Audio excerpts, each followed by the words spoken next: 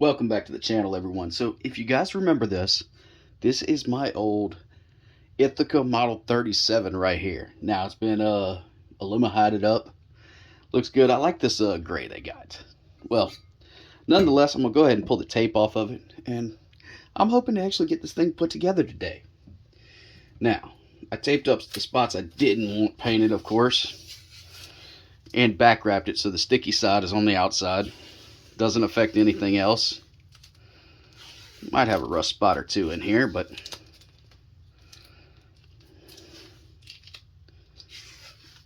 yeah.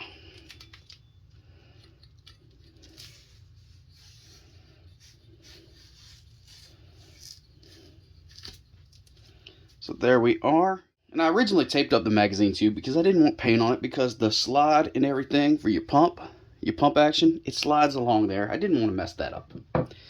Okay, if we go look at our barrel, I could have pulled the front sight out, but I didn't really want to do that either, so I just taped it up. And, well, we got a little spot that it didn't paint. I ain't worried about that. I could have done better with that, but nonetheless, as you guys can see, our wood is unfinished right now. It's been sanded down, and I pretty much got all the checkering pattern off of it. And I got a plan for that. So what I'm going to do is I'm going to take you guys down. I'm going to show you the buttstock. I got it set up over here.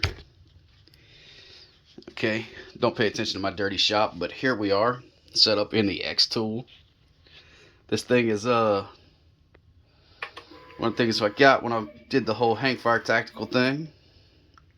So it looks pretty good, and we're about to set it up. I'm over here on my computer, and let's see, framing complete.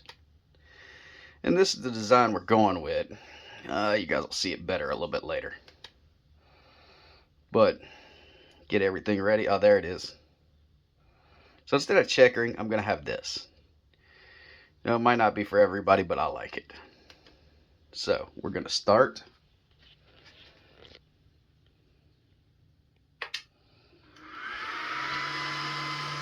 What I need to do, I need to go ahead and turn this on too. Almost forgot that. That's the air.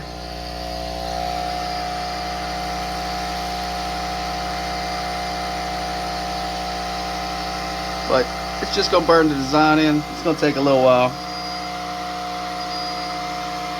So I'll let you guys see when it's finished up. It's making noise right now, but okay, everyone. So I got the hand guard in, this rotary tool, and all it does is it spins it as this thing engraves.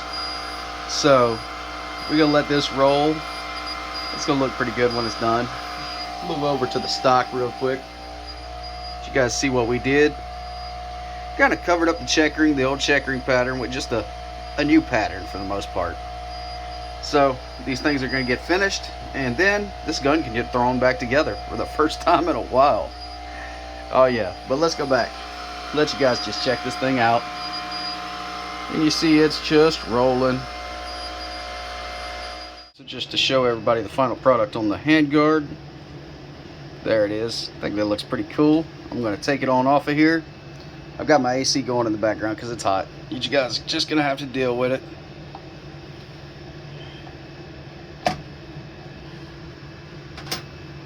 Alright, we're going to take this. We're going to set up outside. What's that?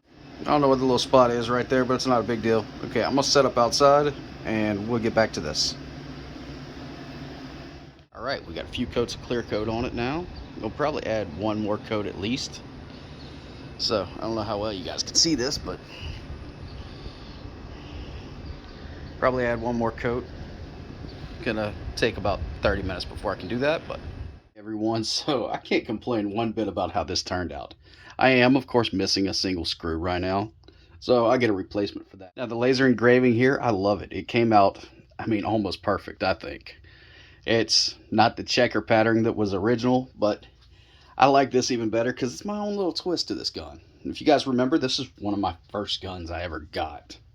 Okay, so we'll flip it over and you see it in this walnut stock. I mean, you know, once I clear coated this thing and everything, I mean, the wood grain, everything just pops on this. It's awesome. We'll move on down. We've got a couple of smudges here.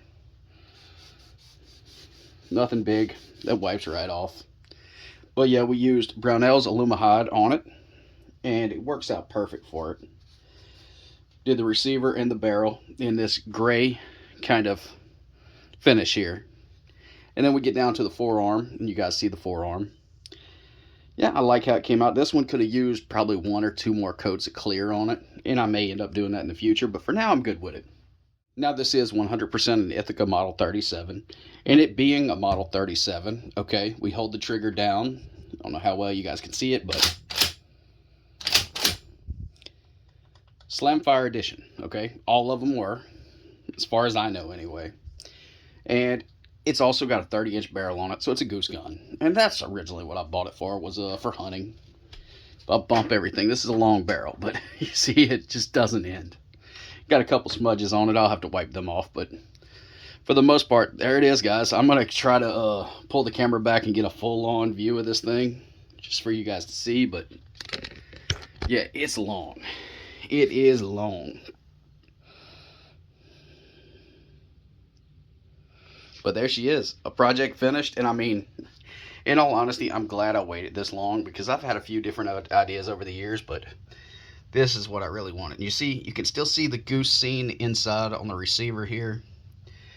It's not perfect. I had to do some sanding, get pitting out of it and everything, but for the most part, you can still see it.